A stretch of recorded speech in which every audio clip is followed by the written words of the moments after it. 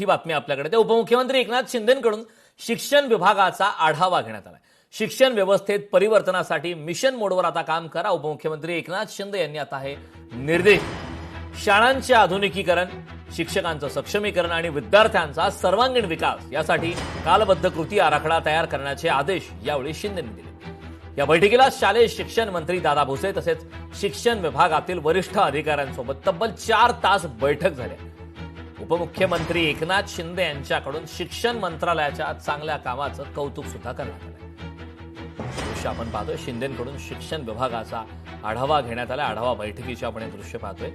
शालेय शिक्षण मंत्री दादा भुसे यांच्या समवेत ही महत्वाची बैठक झाली. यावेळी आढावा घेण्यात आलाय आणि त्यानंतर आता एकनाथ शिंदे यांनी महत्वाचे निर्देश दिले.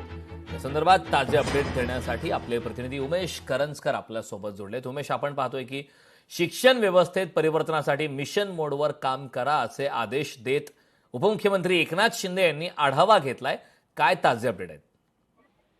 उपमुख्यमंत्री एकनाथ शिंदे यांनी काल जो आहे हा आढावा घेतलेला आहे आणि काल जवळपास तब्बल 4 तास त्यांनी या सगळ्याबाबतची बैठक घेतली आणि या बैठकीमध्ये स्वतः शिक्षण मंत्री दादा भुसे उपस्थित होते. त्यांनी शिक्षण विभागाचे जे बडे अधिकारी ते उपस्थित होते आणि यामध्ये जर त्यांनी महत्वाचे जे निर्देश दिले त्यानुसार मिशन मोड जे आहे ते सुरू करण्यास सांगितले. आणि यासोबतच जर पाहिलं तर शिक्षणाचे सक्षमीकरण असेल, शाळाचे आधुनिकीकरण असेल किंवा मग विद्यार्थ्यांचा सर्वांगीण विकास असेल यावरती भर देण्यासाठी त्यांनी या बैठकीमधून निर्देश दिले.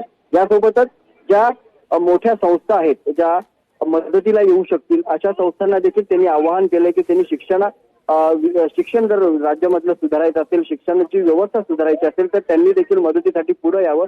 आणि यासोबतच जे मंत्री आहेत त्यांना देखील आवाहन केले की त्यांनी प्रत्येकाने एक शाळा जी आहेत ती दत्तक घेतली पाहिजे, जेणेकरून प्रत्येक शाळेवरती जे आहे ते व्यवस्थित लक्ष ठेवता येईल आणि शिक्षण नेमकं कशा प्रकारे. उमेश, खूप खूप धन्यवाद या महत्वाच्या अशा अपडेट्स पोहोचवण्यासाठी. लोकशाही मराठी ऐका, पहा, जागरूक रहा.